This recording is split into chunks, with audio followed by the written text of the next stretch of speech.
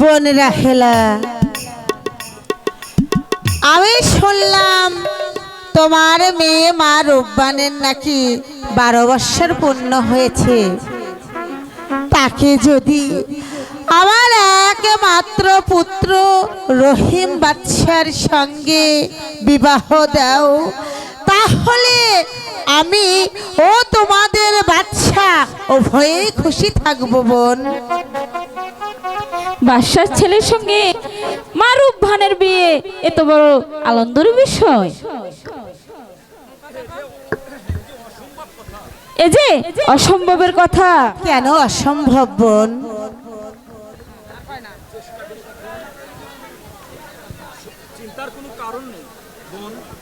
চিন্তার কোনো কারণ নেই বোন।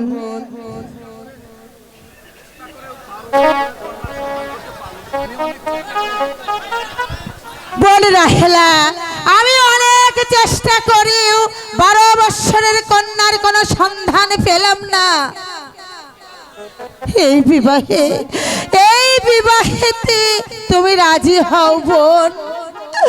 তুমি যদি রাজি না হও, তাহলে হয়তো আমার একমাত্র সন্তানকে বাঁচানো যাবে না বোন।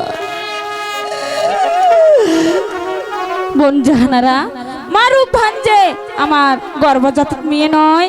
মারুফ ভান যদি স্বইচ্ছায় সে বিবাহে রাজি হয়, এতে আমার কোনো আপত্তি নেই। ঠিক আছে বোন, তাহলে এখানে আর বিলম্ব না করি আমরা দুজনে মিলে মা রূপবানকে বুঝিয়ে সুঝিয়ে বিবাহের জন্য রাজি করাই গিয়ে। ঠিক আছে বোন, তাই চলো।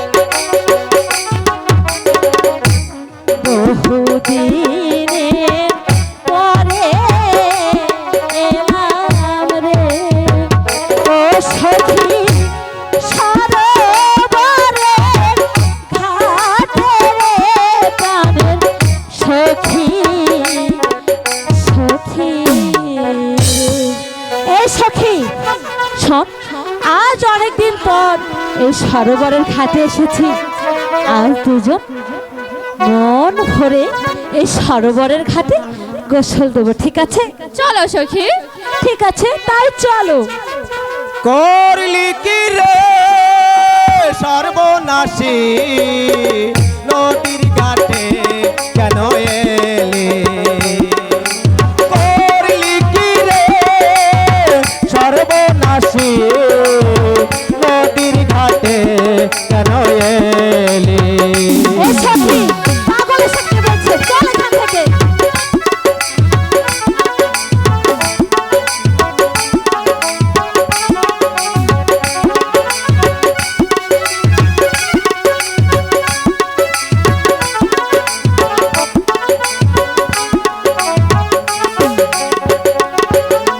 নদীর ঘাটে আসতে মানা, নদীর ঘাটে আসতে মানা, গোসল করবি বাড়ি। সর্বনাশী, নদীর ঘাটে কেন এই সখী, এলি? পাগল এসে কি বলছে? চল এখান থেকে।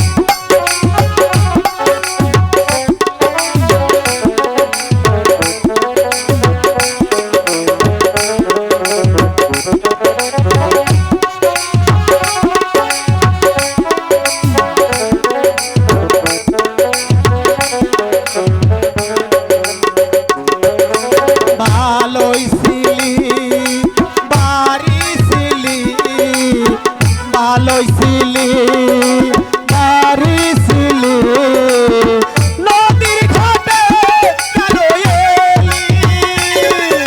করলি কি রে সর্বনাশী, নদীর ঘাটে কেন এলি?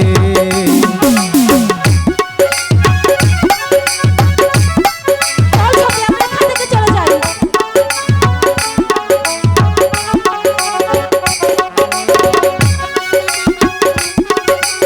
নিজের পায়ে মারলি কুড়াল, নিজের পায়ে মারলি কুড়াল, গলায় পড়িলি ফাঁসি। করলি কি রে সর্বনাশী, নদীর ঘাটে কেন এলি?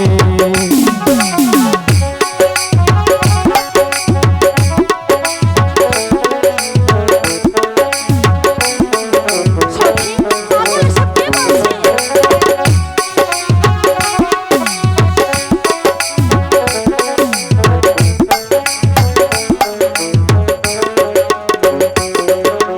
বারো দিনের শিশুর সঙ্গে, বারো দিনের শিশুর সঙ্গে তোর হবে রে আমার বলি।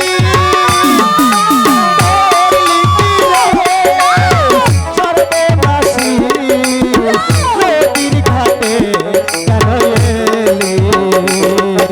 করলি কি রে সর্বনাশী, নদীর ঘাটে কেন এলি? না!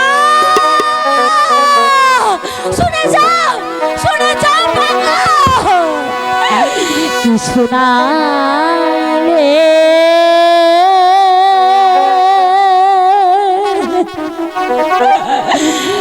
বনে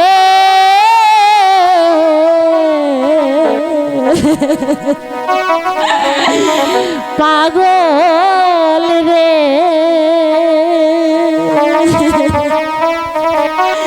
ও পাগল, কিছু নাইলে ওরে রে বনের পাগল, পাগল রে। সখী, পাগল এসে কে বলে গেল?